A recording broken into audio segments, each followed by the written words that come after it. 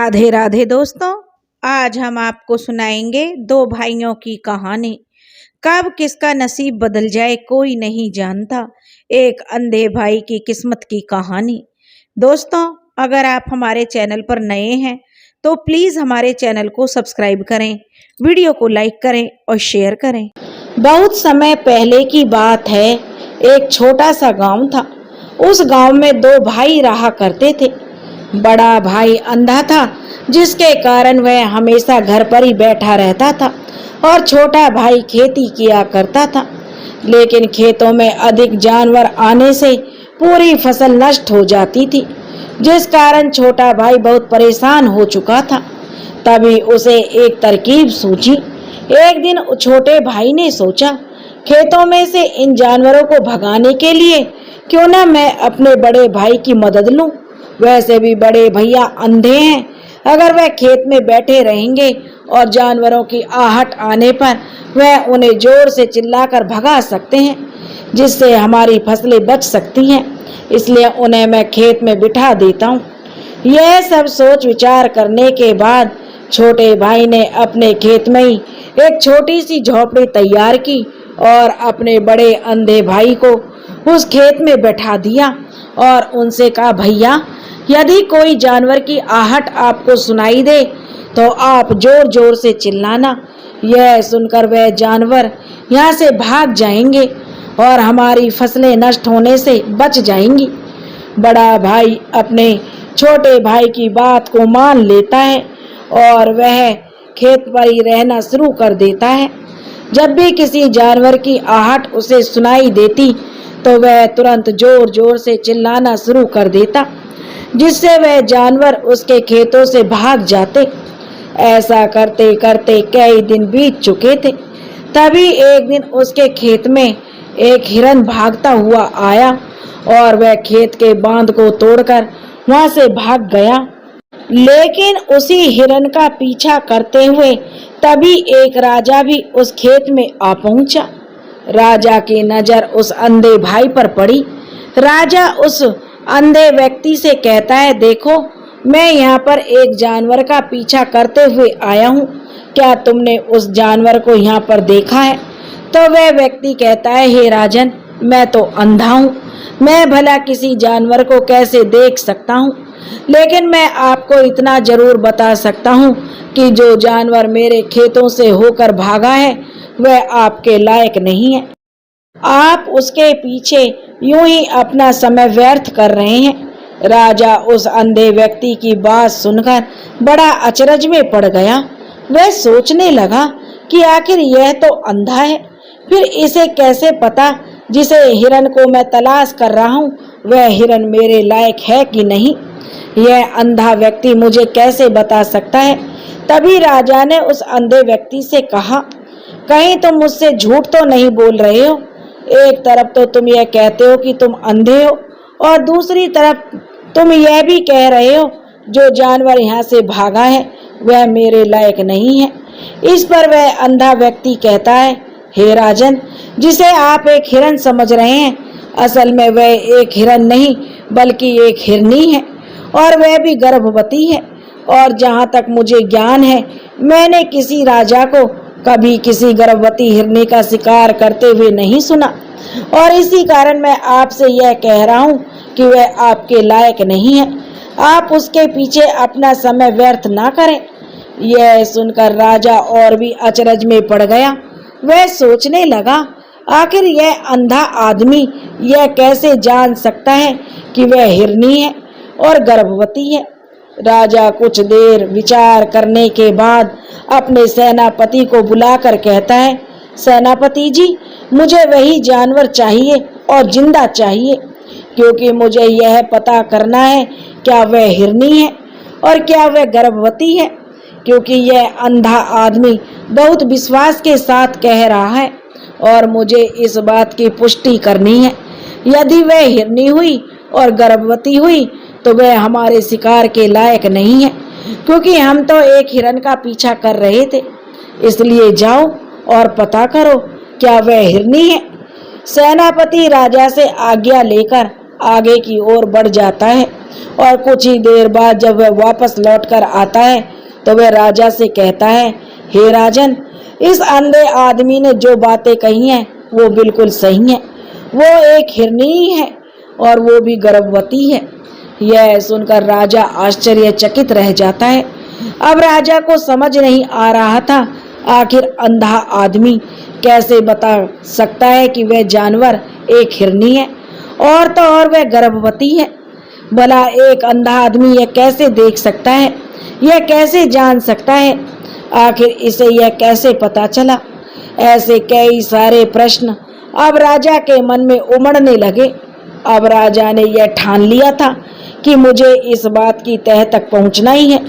आखिर यह अंधा आदमी कैसे जानता है कि वह जानवर एक हिरनी है। यह सोचकर राजा उस अंधे आदमी के पास जाता है और उस आदमी से कहता है, देखो, मैं यह तो नहीं जानता कि तुम सचमुच में अंधे हो या नहीं, लेकिन मैं तुमसे एक बात जानने आया हूँ। क्या तुम मेरे प्रश्नों का सही सही जवाब दोगे? इस पर अंधा व्यक्ति कहता है, हे राजन, आप जो कुछ पूछना चाहते हो मुझसे पूछ सकते हो। मैं आपको बिल्कुल सच सच जवाब दूंगा। इस पर राजा कहता है, देखो, एक तो तुम कहते हो कि तुम अंधे हो और दूसरी तरफ तुमने यह बता दिया कि जिस जानवर का मैं पीछा कर रहा हूँ वह हिरनी है और तो और वह गर्भवती भी है। आखिर तुम्हें ये कैसे पता चला? तुम्हारे खेत में और भी तो जानवर आते होंगे और भी तो जानवर यहाँ से गुजरते होंगे, फिर तुमने ये कैसे अंदाजा लगाया? तभी वह अंधा व्यक्ति राजा से कहता है, हे राजन, आप जिस हिरनी का पीछा कर रहे थे वही हिरनी जब मेरे खेत में आई, उसकी रफ्तार, उसके भागने की आहट से मुझे यह एहसास हो चुका था कि यह एक हिरनी है और मेरे खेत में जो बांध है वह बहुत छोटी है, उसकी ऊंचाई ज्यादा नहीं है। यदि कोई हिरण होता तो उस बांध को बड़ी आसानी से लांघ जाता, लेकिन वह हिरनी इस बांध को तोड़कर भागी है और यदि वह इस बांध को छलांग लगाकर पार करने का प्रयास करती तो उसके बच्चे को खतरा होता और इसी बात से मैंने यह पता लगा लिया कि वह गर्भवती है। इस कारण वह ज्यादा ऊंची छलांग लगाकर मेरे खेत की बांध को तोड़ते हुए भाग गई। इस पर राजा के मन में एक और प्रश्न उठा। राजा ने कहा, किंतु तुम्हें कैसे पता चला कि वह एक हिरनी ही है और वह और भी तो कोई जानवर यहाँ पर आ सकते हैं? इस पर वह अंधा व्यक्ति कहने लगा, हे राजन, मैं पूरा दिन सुबह से शाम यहीं पर बैठा रहता हूँ। मेरी सुनने की शक्ति बहुत तेज है। मैं यह जान जाता हूँ कि कौन सा जानवर मेरे खेत में आया है और उसी के आधार पर मैं जोर जोर से चिल्लाता हूँ ताकि वह मेरे खेत से भाग जाए और मेरे खेत की फसलों को नष्ट ना कर पाए। राजा उस अंधे आदमी का जवाब सुनकर पूरी तरह से संतुष्ट हो चुका था। वह मन ही मन यह सोच रहा था कि यह आदमी भले ही अंधा हो, लेकिन यह तो बड़ा ज्ञानी मालूम पड़ता है। उस आदमी से तो कुछ ना कुछ तो काम निकलवाना ही चाहिए। यह विचार मन में लिए हुए राजा वहां से वापस अपने महल की ओर लौट जाता है और राजमहल पहुंचते ही राजा उस अंधे व्यक्ति को अपने महल में बुलवाता है और उस अंधे व्यक्ति से कहता है कि आप तो बड़े ज्ञानी व्यक्ति हैं, आपको किसी भी बात का पता बड़ी आसानी से चल जाता है। आज मैंने आपको यहाँ पर इसलिए बुलाया है क्योंकि मैं आपसे यह जानना चाहता हूँ कि मेरी पत्नी पतिव्रता है या नहीं। इस पर वह अंधा व्यक्ति कहता है, हे राजन, ये कैसा प्रश्न हुआ? इस पर राजा कहता है, मैंने आपसे बिल्कुल उचित प्रश्न किया है, मुझे इस प्रश्न का उत्तर दीजिए। इस पर वह अंधा व्यक्ति कहता है, हे राजन, यह सारी बातें जाने दीजिए। आपकी शादी को इतने साल बीत चुके हैं और अब आप यह बात क्यों जानना चाहते हैं? आपके मन में ऐसे प्रश्न क्यों उठ रहे हैं? इस पर राजा जिद करते हुए कहता है, देखिए, आपको मुझे इस प्रश्न का उत्तर तो देना ही होगा। यदि आप मुझे इस प्रश्न का उत्तर नहीं देंगे तो मैं आपको मृत्यु दंड दे दूंगा। राजा के मुख से यह बात सुनकर वह अंधा व्यक्ति कहता है, हे राजन, यदि आप इस प्रश्न का उत्तर चाहते हैं तो उसके लिए आपको मेरा एक काम करना होगा। राजा कहता है, बोलो मुझे क्या काम करना होगा। इस पर व्यक्ति कहता है कि इसके लिए आपको अपनी पत्नी को जो मेरे कमरे में अकेले छोड़ना होगा। उस अंधे व्यक्ति की बात सुनकर राजा पहले तो क्रोधित हो जाता है, लेकिन फिर कुछ सोच विचार करने के बाद वह उस व्यक्ति की बात मान लेता है और अपने सेनापति को आदेश देता है, सेनापति जी, इस व्यक्ति को और मेरी पत्नी को एक कमरे में कुछ देर के लिए अकेला छोड़ दें। सेनापति बिल्कुल वैसा ही करता है। अब राजा की पत्नी और वह अंधा आदमी एक कमरे में बंद हो चुके होते हैं। तभी वह अंधा आदमी राजा की पत्नी से कहता है, मुझे आपको छूना है। इस बात पर रानी अत्यधिक क्रोधित हो जाती है और उस अंधे आदमी को वह पकड़कर जो पीटने लगती है, कभी हाथों से, कभी लातों से, कभी पटक पटक कर। इस तरह से उन्होंने उस अंधे आदमी की खूब पिटाई की। उसके बाद किसी तरह से वह अंधा आदमी अपनी जान बचाकर वहां से भाग निकलता है और वह राजा के पास पहुंचता है। वह राजा से कहता है, राजन, आपकी पत्नी पतिव्रता नहीं है।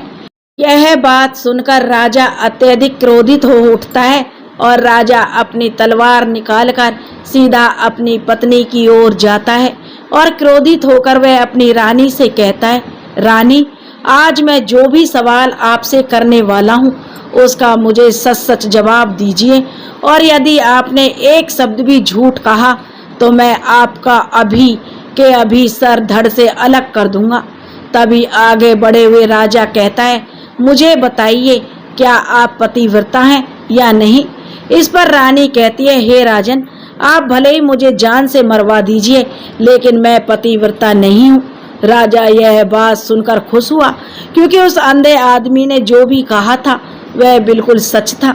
यह बात सुनकर तुरंत ही राजा उस अंधे आदमी के पास पहुंचता है और आकर उस अंधे आदमी से कहता है, तुम्हें कैसे पता चला कि मेरी पत्नी पतिव्रता नहीं है। इस पर वह अंधा आदमी कहता है, हे राजन, बड़ी सीधी सी बात है।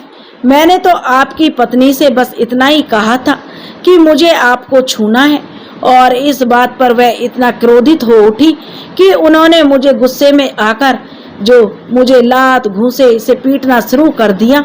और भला कोई औरत किसी मर्द को कैसे छू सकती है, लेकिन उन्होंने ना आप देखा ना ताव देखा और लात घूंसे से मुझ पर जो बरसाने शुरू कर दिए, वह भी तो एक छूना ही हुआ। और एक पतिव्रता नारी कभी भी पराये मर्द को नहीं छूती। जब मैंने उसे छूने के लिए कहा तो वह उस वक्त मुझे मना कर सकती थी, लेकिन उन्होंने तो मुझे पीटना शुरू कर दिया और देखते ही देखते उन्होंने मेरे पूरे शरीर को छू लिया। अब आप ही बताइए, ऐसी स्त्री भला पतिव्रता कैसे हो सकती है। इस पर राजा कहता है, तुम तो बड़े ज्ञानी मालूम पड़ते हो। अच्छा ठीक है, चलो तुम मेरे साथ। एक प्रश्न का मेरे का और जवाब दो। यदि तुमने इस प्रश्न का सही जवाब दे दिया तो मैं तुम्हें यहाँ से जाने दूंगा। आगे राजा उस अंधे आदमी से कहता है कि तुम मुझे यह बताओ, क्या मैं सच में अपने पिताजी का बेटा हूँ या फिर किसी और का। इस पर वह अंधा आदमी कहता है, हे राजन, इस बात से आपको क्या लेना देना। क्या आप किसी की भी औलाद हो? आखिर आप तो इस राज्य के राजा हैं, इसलिए इस प्रश्न को जाने दीजिए। लेकिन राजा कहता है, नहीं नहीं, मुझे इस प्रश्न का सही सही जवाब चाहिए, नहीं तो यह प्रश्न मुझे हमेशा परेशान करता रहेगा। इसलिए मैं इसका सही सही जवाब जानना चाहता हूँ। यदि तुम इसका सही सही जवाब दे देते हो तो तुम यहाँ से जा सकते हो, मैं तुम्हें नहीं रोकूंगा। इस पर वह अंधा आदमी कहता है, हे राजन, इसके लिए तो मुझे आपके माँ के पास भी जाने की कोई आवश्यकता नहीं है। मैं आपको अभी के अभी यह बता सकता हूँ कि आप किसकी औलाद हैं, लेकिन उससे पहले मैं चाहता हूँ आप मुझसे एक वादा करें, आप मुझ पर क्रोध नहीं करेंगे। राजा ने कहा, मैं तुमसे वादा करता हूँ, मैं तुम पर क्रोध नहीं करूँगा। उसके बाद वह अंधा आदमी राजा से कहता है, हे राजन, आप हैं तो अपने ही पिता के पुत्र, लेकिन आप एक कंजूस सेठ की छाया पड़ी हुई है आप पर। यह सुनकर राजा बहुत क्रोधित हो उठा और वह तुरंत तलवार निकालकर अपनी माँ के पास पहुंचा। वह वहां पर पहुंचने के बाद अपनी माँ से कहता है, माँ, मुझे सच सच बताइए, क्या मैं अपने ही पिता का पुत्र हूँ या नहीं? यदि आपने मुझे सही सही नहीं बताया तो वह यहीं पर अपने मैं प्राण त्याग दूंगा। मुझे बताओ कि सच क्या है। इस पर उस राजा की माँ कहती है, बेटा, है तो तू अपने पिता का ही पुत्र, लेकिन तुम्हारे ऊपर एक कंजूस सेठ की छाया पड़ी हुई है। जब मैं एक बार नहाने के बाद अपना मुंह आईने में देख रही थी, तभी उस कांच के पीछे मुझे एक कंजूस सेठ नजर आया और उसी की छाया तुम पर पड़ चुकी है। यह सुनकर राजा बहुत खुश हो गया और वह तुरंत दौड़ा दौड़ा वापस उस अंधे आदमी के पास पहुंचा और उस अंधे आदमी से कहता है कि तुम्हें यह कैसे पता चला कि मुझ पर एक कंजूस सेठ की छाया पड़ी हुई है। इस पर वह आदमी कहता है, हे राजन, आपने मुझसे कई सारे सवाल पूछे जिनका जवाब मैंने आपको सही सही दिया। यदि कोई और राजा होता तो इसके बदले मुझे ढेर सारे इनाम मिल चुके होते, लेकिन अब तक आपने मुझे एक फूटी कौड़ी तक नहीं दी है। इस बात से ही मैंने अंदाजा लगा लिया कि आप एक बहुत ही कंजूस राजा हो। यह बात सुनकर राजा जोर जोर से हंसने लगा और कहने लगा कि आप जो भी मांगोगे मैं वह आपको अवश्य दूंगा, लेकिन मुझे यह बताओ कि तुम्हें कैसे पता चल जाता है कि कौन सी बात सही है और कौन सी गलत? तुम किसी भी बात का इतना सटीक और सही जवाब कैसे दे पाते हो? इस पर वह अंधा आदमी कहता है, हे राजन, मैं तो वैसे ही अंधा हूँ। यदि मेरी आंखें होती तो मैं किसी की भी मन की बातें बड़ी सरलता से जान लेता। मन की एक भाषा होती है और यह भाषा मनुष्य के शरीर के व्यवहार के रूप में देखी जा सकती है। उसकी आंखों से, उसके होठों से, उसके काम करने के तरीके से, उसकी क्रियाओं से पता चल जाता है कि उसके मन में क्या चल रहा है। उसके आधार पर हम किसी के भी मन की बातें जान सकते हैं। लेकिन मैं तो अंधा हूँ, मैं देख नहीं सकता, इसलिए मैं क्रियाओं से देखता हूँ। यदि मुझे कोई बात जाननी हो तो अगले आदमी को कुछ काम देना पड़ता है, जिस पर वह व्यक्ति किस प्रकार का काम करता है, किस तरीके से इस काम को करता है, इसके आधार पर ही मैं यह पता कर पाता हूँ कि उसके मन में क्या चल रहा है। तभी वह राजा कहता है, तो क्या इसका अर्थ यह हुआ कि मैं किसी के मन की बातें जान सकता हूँ? इस पर अंधा आदमी कहता है, हे राजन, अवश्य आप भी किसी भी व्यक्ति के मन की बात जान सकते हैं, किंतु उससे पहले आपको अपने ऊपर काम करना होगा और वह काम अपने मन को शांत रखकर, अपने मन को वर्तमान में लाकर, जिसके लिए मैं आज आपको 3 तरीके बताने वाला हूँ। यह 3 तरीके बड़े ही आसान हैं और सरल हैं, किंतु हे राजन, उससे पहले आपको एक काम करना होगा, अपने मन को एकाग्र करना होगा। जब हम अपने मन को एकाग्र करते हैं, अपने मन को वर्तमान में लाते हैं, तो हम दूसरे के मन की बात जान सकते हैं, क्योंकि वह आदमी अभी भी अपने मन में वर्तमान में ही है, सोच रहा है, और हमें भी मन की वर्तमान में ही लाना होगा, तभी हम उसके मन की बातें जान सकते हैं। यदि हम अतीत में हुई घटनाओं के बारे में सोच रहे हैं तो वह जो अगला आदमी वर्तमान में सोच रहा है, वर्तमान में अपने मन में बात कर रहा है, वह हम कैसे जान पाएंगे, क्योंकि हम तो अतीत की घटनाओं में डूबे हुए हैं। इसलिए किसी के भी मन की बात जानने के लिए सबसे पहले हमें हमारे मन को एकाग्र करना होगा, उसे वर्तमान में लाना होगा। आगे वह व्यक्ति राजा से कहता है, राजन, जो 3 तरीके मैं आपको बताने वाला हूँ, इन 3 तरीकों से बड़ी आसानी से किसी के भी मन की बात आप जान सकते हैं। उसके बाद वह अंधा आदमी राजा से कहता है, हे राजन, जो सबसे पहला तरीका है वह आंखों पर ध्यान देना। किसी व्यक्ति से बात करते वक्त उसकी आंखों में देखना, उसकी आंखों पर ध्यान देना जो सबसे ज़्यादा जरूरी है, क्योंकि आंखें बोलती नहीं हैं पर बहुत कुछ कहती हैं। यदि हम किसी व्यक्ति की आंखों के इशारे को समझना सीख जाएं, हम यह जान पाएंगे कि व्यक्ति के दिमाग में क्या चल रहा है, वह क्या सोच रहा है, अभी वह क्या करने वाला है। मेरे पास आंखें नहीं हैं, लेकिन मैंने अपने गुरु से यह विद्या सीखी है, क्योंकि बहुत सालों पहले मेरे पास आंखें थीं और मैं उस वक्त लोगों के मन की बातें केवल उनकी आंखों से ही जान लेता था। इसलिए यदि आप भी दूसरे की मन की बातें जानना चाहते हो तो आपको भी उनकी आंखों पर गौर करना चाहिए, जैसे कि उनका आकार कैसा है, वह कब कहाँ किधर देख रहे हैं। यदि उसकी आंखें यहाँ वहाँ घूम रही हैं, जब आप उससे बातें कर रहे हैं तो वहाँ वह इधर उधर मोड़ रहा है, कभी ऊपर तो कभी नीचे, कभी आसपास, या फिर उसकी आंखें खुश नजर आ रही हैं या फिर आंखें निराश नजर आ रही हैं। जैसे कि चोर होता है, उसकी आंखों में जब हम देखते हैं तो हमें पता चलता है अगले आदमी ने कोई गलती की है। ठीक उसी प्रकार जब हम किसी चालाक व्यक्ति की आंखों में देखते हैं तो हमको पता चलेगा उसकी आंखों में एक भाषा होती है। एक बहुत ही सीधा और आसान तरीका होता है। यदि आपको यह पता लगाना है सामने वाला व्यक्ति आपसे झूठ कह रहा है या फिर सही, तो आपको उसकी आंखों पर ध्यान देना अति आवश्यक है। यदि आपसे बात करते वक्त वह व्यक्ति अपनी आंखें यहाँ वहाँ घुमा रहा है, ऊपर नीचे दाएं बाएं हर जगह देख रहा है, तो इसका अर्थ यह हुआ कि वह उस बात से निकलने का कोई रास्ता ढूंढ रहा है, कोई झूठ बना रहा है।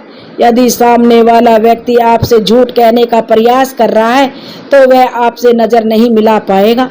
वह यहाँ वहाँ देखेगा, ऊपर नीचे देखेगा, लेकिन वह आपकी आंखों में आंखें डालकर कभी नहीं देख पाएगा, क्योंकि उसे डर है यदि उसने आपकी आंखों में आंखें डालकर देखी तो उसका झूठ पकड़ा जाएगा और लोगों को सच्चाई का पता चल जाएगा। और इसी प्रकार कुछ और भी भाषाएं होती हैं। जब आप किसी की आंखों में आंखें डालकर यह देखना शुरू कर देंगे कि उसके हाव भाव क्या हैं, ठीक उसी प्रकार चेहरे के हाव भाव होते हैं, जिससे हम मन की बातें बड़ी आसानी से समझ सकते हैं। उन्हें भी समझना बहुत जरूरी है। कभी कभी कोई व्यक्ति अपने चेहरे से, जैसे आँख, होठ, बहुत से कुछ अलग अलग व्यवहार करता है। यदि आप किसी व्यक्ति के चेहरे पर गौर करेंगे तो आप आसानी से समझ पाएंगे कि वह व्यक्ति निराश है, जब व्यक्ति बहुत उदास है, या फिर वह बहुत खुश है, या फिर उससे कोई बहुत बड़ा दुख है, वह अपने अंदर क्या महसूस कर रहा है। यह सारी बातें हम उसके चेहरे के हाव भाव से पता कर सकते हैं। फिर चाहे इंसान जुबान से कुछ बोले या ना बोले, लेकिन आप उसके चेहरे से सब कुछ पता कर सकते हैं। आगे अंधा व्यक्ति राजा से तीसरा तरीका बताते हुए कहता है, हे राजन, इसी प्रकार तीसरी भाषा भी है, अर्थात तीसरा तरीका भी है, और वह हाथों के इशारे और शरीर का व्यवहार। मन की बात समझने के लिए हमें हाथ के इशारे और शरीर के व्यवहार को समझना बहुत आवश्यक है। कोई व्यक्ति जब बात करता है तो आपने देखा होगा वह अपने हाथों को हिलाता रहता है, अपने हाथों से इशारा करता रहता है। बातों के साथ साथ अपने शरीर का जो व्यवहार है अर्थात बॉडी लैंग्वेज, उसका भी पूरा उपयोग करता है, जिससे हमें यह पता चल जाता है कि वह व्यक्ति हमारी बातों पर कितना ध्यान दे रहा है और उसके मन में क्या चल रहा है। शरीर के व्यवहार को देखने के लिए उसके हाथ मटकाकर, शरीर मटकाकर और चेहरे पर बार बार हाथ और हाथों को जो एक दूसरे से मसलकर, ऐसी बहुत सी क्रियाएं होती हैं, उस पर हमें ध्यान देना अति आवश्यक है। मन की बात को समझने के लिए हमें शरीर के व्यवहार को भी समझना पड़ता है। यदि हम इन तीन तरीकों को सही तरीके से ध्यान देकर इन तीन तरीकों को अच्छे से समझ लेते हैं तो हम बहुत जल्दी किसी भी व्यक्ति के मन की बातें बड़ी सरलता और सहजता से जान सकते हैं। इसलिए यदि आपको किसी के मन की बातें जाननी है तो आपको उसकी आंखों पर, उसके चेहरे पर, उसके शरीर के हाव भाव और उसके हाथों को ध्यान पूर्वक देखना और समझना होगा। आप यह समझ पाएंगे यह आखिरकार उसके मन में क्या चल रहा है और वह क्या सोच रहा है। लेकिन उनसे पहले आपको अपने मन को एकाग्र करना होगा, शांत करना होगा और अपने मन को वर्तमान में लाना होगा। तभी आप उस व्यक्ति की इन सभी क्रियाओं पर ध्यान दे पाएंगे, उन्हें समझ पाएंगे। अन्यथा आप यदि अतीत की घटनाओं में व्यस्त हैं, भविष्य की योजनाओं में व्यस्त हैं, तो आप उस व्यक्ति के हाव भाव पर कभी ध्यान नहीं दे पाएंगे और ना ही आप कभी यह समझ पाएंगे आखिर उस व्यक्ति के मन में क्या चल रहा है, वह क्या सोच रहा है। आपने देखा होगा कई ऐसे बड़े बड़े संत महात्मा हैं जो बड़ी ही शांति से आपको देखते हैं और आपको देखकर ही यह बता देते हैं कि आपके मन में क्या चल रहा है, आप उनसे क्या जानने आए हैं। और इसका सबसे बड़ा प्रमुख कारण यही है कि वह आपको पढ़ सकते हैं, आपको समझ सकते हैं, आपकी मन की बातें जान सकते हैं, क्योंकि उनका मन एकाग्र है, शांत है और यही कारण है कि वह आपके मन की बातें बड़ी सरलता से समझ जाते हैं। भगवान शिव नंदी से कहते हैं, यह कथा को पूरा सुने और आधा अधूरा न छोड़ें, जाने अनजाने में गलती ना करें। भगवान शिव कहते हैं, कोयला गर्म हो तो हाथ जला देता है और ठंडा हो तो हाथ काला कर देता है। बहुत समय पहले की बात है, किसी गांव में सम्राट था एक। उस सम्राट के पास सब कुछ था, बेशुमार दौलत थी, अच्छी प्रजा थी, उसका ख्याल रखती थी, उसके आदेशों का खूब पालन किया करती थी। वह भी अपनी प्रजा का खूब ध्यान रखता था, उन्हें कभी किसी चीज की कोई कमी महसूस नहीं होने देता था। कहने को तो उस सम्राट के पास सब कुछ था, किसी चीज की कोई कमी नहीं थी, लेकिन उसका मन कभी किसी काम पर नहीं टिक पाता था। वह जब भी किसी चीज को करने की कोशिश करता तो उसका ध्यान कहीं भटक जाता था। इस चीज को वह लेकर बहुत चिंतित रहता था।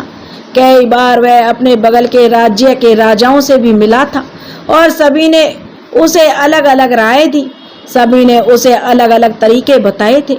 जो भी तरीके उस सम्राट ने सुने थे उन तरीकों को अपने जीवन में उसने उतारा, लेकिन उन उपायों से उसे कोई लाभ नहीं मिला, जिसके कारण वह हमेशा चिंतित रहता, परेशान रहता। कई बार तो रातों को उसकी नींद उड़ जाती, उसे पूरी रात नींद नहीं आती, वह केवल करवटें बदलता रहता।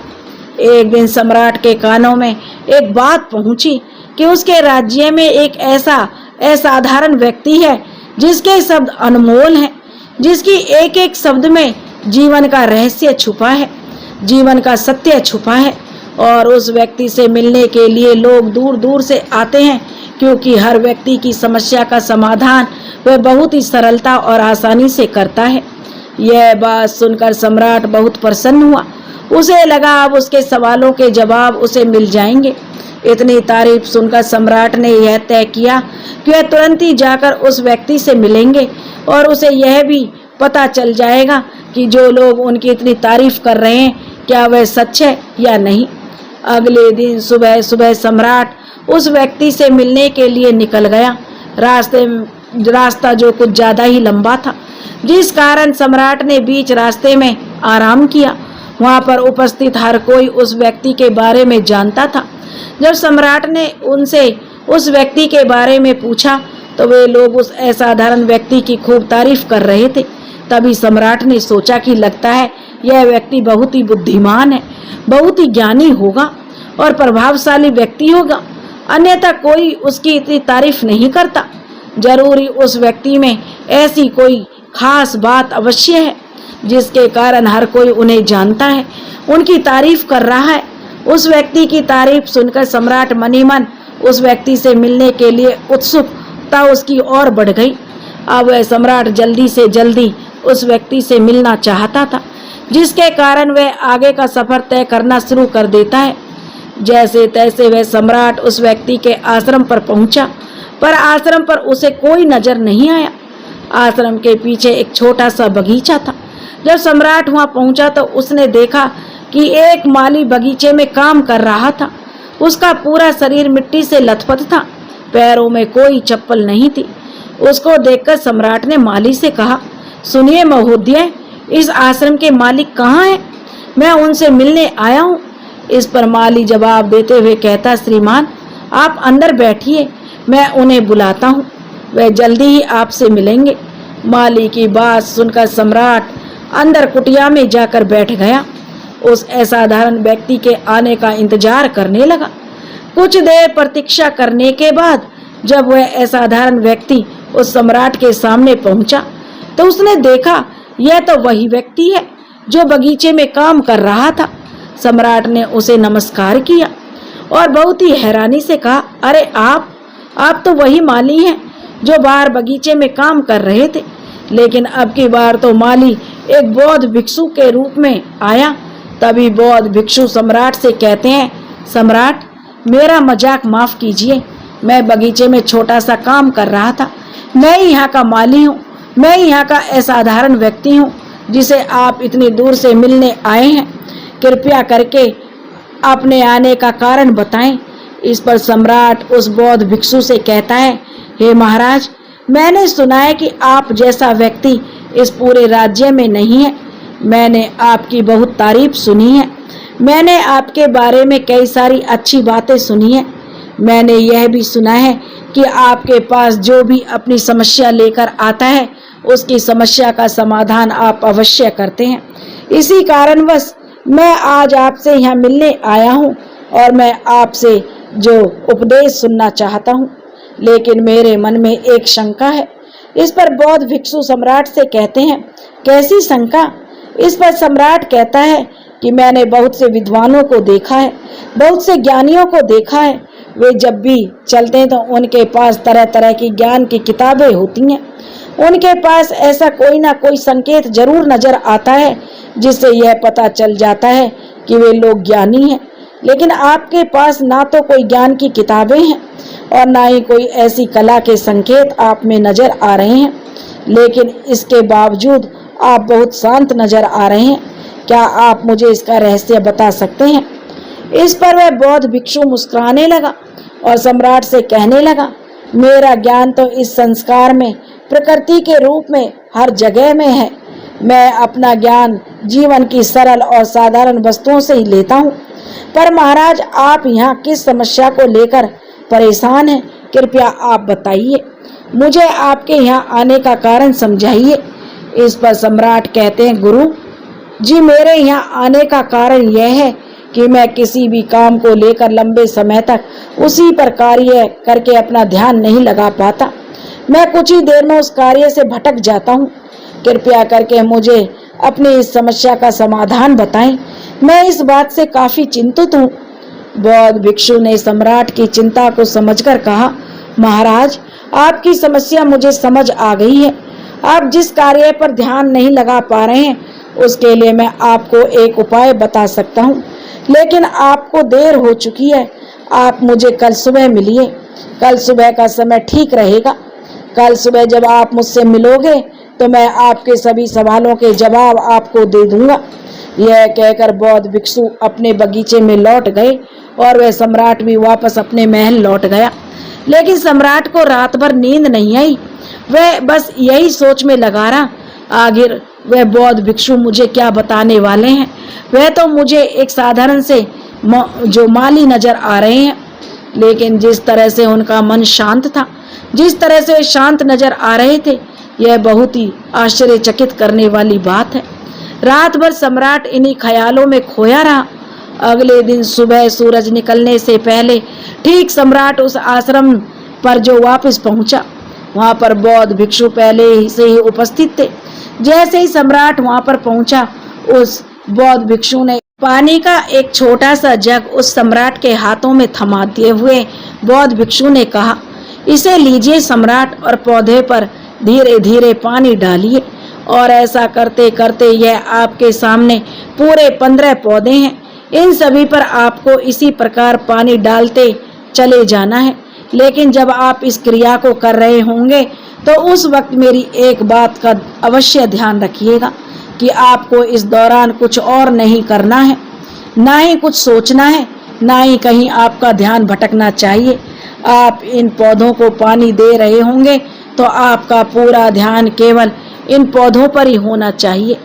यदि इस बीच में आपके मन में कोई विचार आए तो वहीं पर रुक जाइए और फिर दोबारा से पहले वाले पौधे से पानी डालना शुरू कीजिए। और जब आप मेरी बात मानकर ठीक इसी प्रकार इन सभी 15 पौधों को पानी दे देंगे, तब आप मेरे पास आइएगा और मैं आपके सभी सवालों का जवाब आपको दे दूंगा। उस सम्राट ने आज तक ऐसा कोई काम नहीं किया था और सम्राट को यह काम बहुत छोटा लग रहा था। सम्राट पहली बार ऐसा कोई काम करने जा रहा था। उस पानी के जग से पहले पौधे पर बहुत ही ध्यानपूर्वक पानी दिया, फिर दूसरे पौधे की ओर आगे गया। दूसरे पौधे पर भी उसने ध्यानपूर्वक पानी दिया। फिर उसने तीसरे पौधे पर पानी देना शुरू ही किया था कि उसके मन में तरह तरह के विचार उत्पन्न होने लगे। उसे अपने महल का बगीचा याद आने लगा, जहाँ पर तरह तरह के फूल थे, तरह तरह के पौधे लगे हुए थे।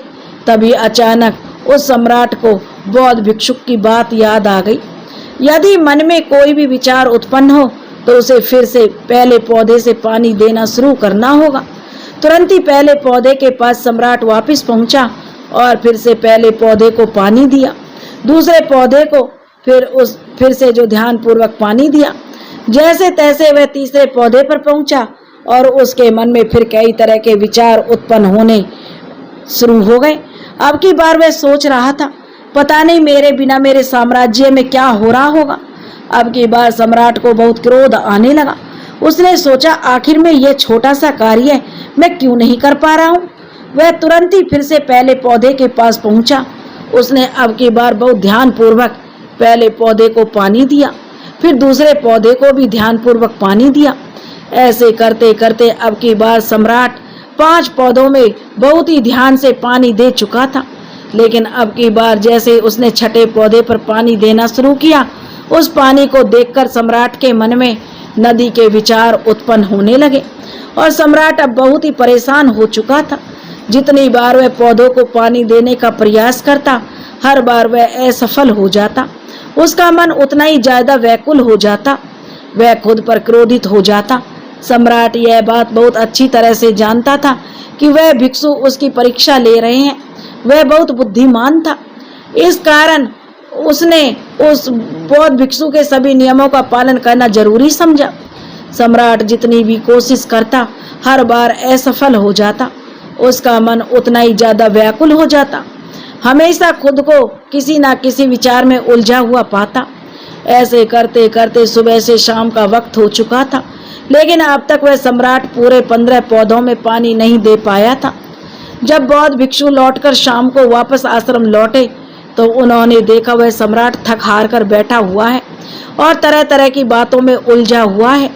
तभी बौद्ध भिक्षु सम्राट के पास पहुंचे और कहने लगे, हे सम्राट, मैं तुम्हारी ईमानदारी से बहुत खुश हूँ। तुमने अपने कार्य को पूरे मन और लगन के साथ करने का पूरा प्रयास किया है, इसलिए जो बात मैं तुम्हें बताने जा रहा हूँ उसे बहुत ध्यान पूर्वक सुनना और समझने का प्रयास करना। जब हमारा मन विचारों से खाली हो जाता है तब उसमें मन का असली स्वरूप नजर आता है। तब साधारण से साधारण सा काम भी हमें ज्ञान और शांति देता है। इस पर सम्राट उस बौद्ध भिक्षु से कहता है, हे महाराज, पर यह कैसे संभव है? मैं तो जब भी कोई कार्य करता हूँ तो मन में कई तरह के विचार उत्पन्न होते हैं और मैं उन विचारों में फंसकर रह जाता हूँ और वहां से बाहर निकलने का कोई रास्ता मुझे नजर नहीं आता।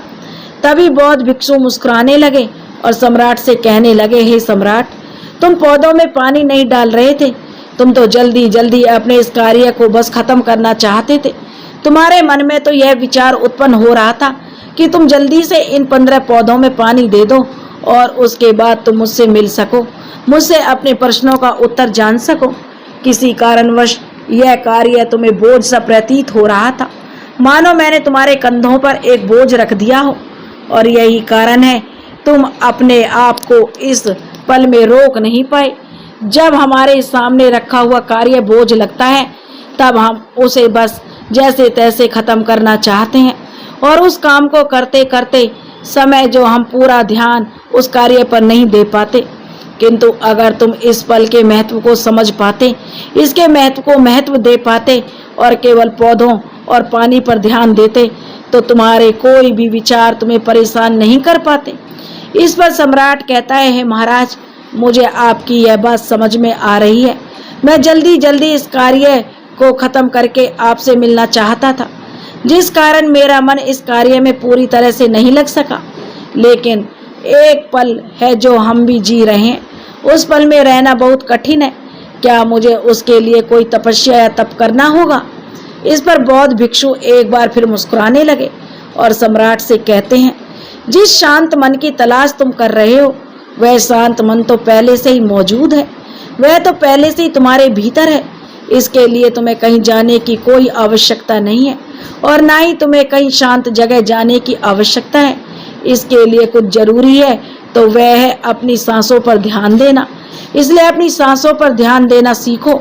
हम किसी तरह से सांसें ले रहे हैं और किस तरह से त्याग रहे हैं, इस बात को देखने और समझने का प्रयास करें। तब तुम्हें यह समझ में आ जाएगा तुम्हारा शांत मन और तुम्हारी सांसों के साथ ही बना हुआ है। उसके बाद तुम चाहो तो कोई भी कार्य करते वक्त अपनी सांसों पर ध्यान दे सकते हो। जब तुम कहीं चल रहे हो, कोई ऐसा कार्य कर रहे हो, तुम्हें अपनी सांसों पर ध्यान देना चाहिए, या कोई भी ऐसी क्रिया जो तुम्हें वर्तमान से बांधे रखे। इसका एक और तरीका है, 2-4 मिनट अपने आसपास की प्रकृति पर गौर करो। देखो कि क्या चल रहा है तुम्हारे आसपास। इससे तुम वर्तमान में आ जाओगे। फिर तुम जो कार्य जिसको करना चाहते हो जल्दी जल्दी बस यूं ही खत्म नहीं करके उसे पूरे मन से करने का प्रयास करो, जिससे तुम्हारा मन एकाग्र होगा। और जब तुम्हारा मन एकाग्र होगा तो तुम चाहे कोई भी कार्य क्यों ना करो, फिर चाहे वह छोटा हो या बड़ा, तुम्हारा मन उसमें पूरी तरह से विलीन हो जाएगा और यह कार्य ही तुम्हें शांति और ज्ञान भी प्रदान करेगा। ऐसे समय पर हमारे मन में किसी प्रकार का कोई विचार उत्पन्न नहीं हो पाते और हम ऐसा करते हैं तो कर्ता और कर्म एक हो जाते हैं और अब हमारे भीतर जो शांति है वह प्रकट होने लगती है। हम उसमें मगन हो जाते हैं। इसे तुम चाहो तो आनंद कह सकते हो या फिर वर्तमान में जीना कह सकते हो और यह अवस्था सरलता से प्राप्त कर सकते हो। बस तुम्हें केवल अभ्यास करना होगा। बौद्ध भिक्षु सम्राट से कहते हैं कि हे सम्राट, जो मन मुश्किलों से शांत रहता है, मुश्किलों से भागता नहीं है, केवल सचेत रहता है, वह मन हर परेशानी को पार कर सकता है, हर दुविधा से बाहर निकल सकता है। सम्राट को उन बौद्ध भिक्षु की यह सारी बातें समझ में आ चुकी थी। उसने उन बौद्ध भिक्षु को प्रणाम किया और वहां से वापस अपने राजमहल लौट आया। उसने अपनी सांसों पर ध्यान देना शुरू किया और धीरे धीरे इस निरंतर अभ्यास के कारण वह अपने हर कार्य को ध्यान और मन लगाकर किया करता था, जिससे उसे असीम शांति मिलती थी। वह छोटे से छोटे कार्यों में भी ज्ञान प्राप्त कर लेता था। इसलिए दोस्तों, कभी किसी कार्य को बोझ मानकर मत कीजिए, क्योंकि यदि आप उसे बोझ मानेंगे तो जल्दी जल्दी उसे आप अपने ऊपर से उतारने का प्रयास करेंगे, इससे जल्दी जल्दी खत्म करने का प्रयास करेंगे। लेकिन इस प्रयास के दौरान आप जो भी कार्य करेंगे वह पूरे मन और लगन से नहीं हो पाएगा और ऐसे में आप उस कार्य का जो अंजाम देना चाहते हैं वो हो सकता है कि आप उसे अंजाम भी ना दे सकें और इसी कारणवश आपके मन में तनाव भी पैदा हो जाता है। हम चिंतित रहने लगते हैं, परेशान रहने लगते हैं, क्योंकि जो अंजाम हम उस कार्य का करना चाहते थे वह अंजाम उस कार्य को नहीं कर सके। और हम में से अधिकांश लोग यही गलतियां करते हैं। जब उन्हें कोई कार्य सौंपा जाता है तो वह उस कार्य को करने का प्रयास तो करते हैं, लेकिन वे चाहते हैं कि वह कार्य जितनी जल्दी खत्म हो जाए। वह उस कार्य को करते वक्त अपने आप को वहाँ नहीं रख पाते, बल्कि उनका मन तो कहीं और भटकता रहता है, जिससे हमारा मन पर जो वह हावी होने लगता है, हमें तरह तरह के विचार दिखाता है और हम उन विचारों में डूबते चले जाते हैं, हम उन विचारों में फंसते चले जाते हैं और फिर वहाँ से हम निकलने का कोई रास्ता हमें नजर नहीं आता, जिससे हमारे मन में तनाव पैदा होने लगता है। हम बहुत परेशान रहने लगते हैं। हम चाहकर भी किसी कार्य को नहीं कर पाते जो कार्य हमें वर्तमान की ओर ले जा सकता है। उस दरवाजे को हम खुद ही बंद कर देते हैं, क्योंकि यह कार्य हमें बोझ लगने लगता है। इसलिए जब भी आप उस कार्य को शुरू करना चाहते हैं तो उससे पहले अपना पूरा ध्यान अपनी सांसों पर केंद्रित करें और फिर चाहे आप तो अपने काम के दौरान भी अपनी सांसों पर अपना ध्यान लगाए रखें। हो सकता है यही सांसों का ध्यान यह आपके काम के ध्यान में परिवर्तित हो जाए और इस कार्य में जो कठिनाइयां उत्पन्न हो रही हैं उसे आप पल भर में सुलझा लेंगे। फिर चाहे कैसी भी विपरीत परिस्थितियां आपके सामने क्यों ना आ जाएं, आप उस कार्य को पूरे मन और लगन के साथ पूरा करके ही रहेंगे। दोस्तों, अगर आपको यह ज्ञानवर्धक कहानी पसंद आई हो तो प्लीज हमारे चैनल को सब्सक्राइब करें, वीडियो को लाइक करें और शेयर करें। राधे राधे।